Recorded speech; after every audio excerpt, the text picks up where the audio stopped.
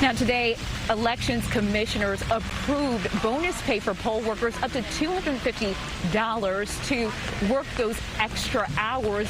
But there's still a lot of unanswered questions from the Board of Elections. My colleague Andrea Grymes set out today to demand answers.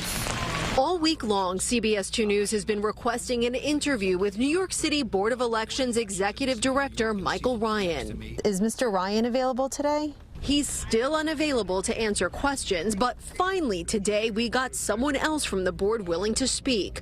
Board Secretary Frederick Humane. I think a lot of it is unfair. Humane told me it's unfair that voters and elected officials are beating up on the board for massive lines and other problems.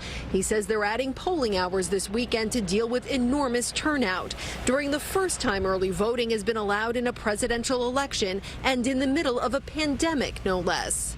A lot of the critics of the Board of Elections say that you all should have seen some of these issues ahead of time and that the planning was not there to accommodate all of the people. What do you say to that? If some of the elected officials who are now criticizing us had helped us try and get early voting sites, we would have had more. He says this is true of the mayor on down in at least Manhattan and especially on the Upper East Side. He says no one helped find suitable places willing to let their space be used for nearly 2 weeks. But it's not a question of staffing or equipment. It may be an issue of sites. And in Manhattan, we used all the sites that were available to us. In Manhattan, there are 16 early voting sites and about 300 sites on Election Day. Citywide, there are 88 early voting sites and more than 1,200 on Election Day. A big issue Humane does foresee is counting all those mail-in ballots. Since the state made it easier to request one, he says the board has sent out more than 1 million, when historically they only deal with a fraction of that.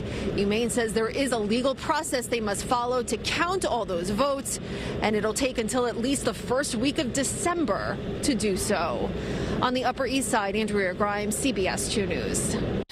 Well, the mayor's office said the board's incompetence and lack of preparedness is responsible for these long lines. And he said that the mayor's office offered multiple ideas for early voting sites, but the board never requested help.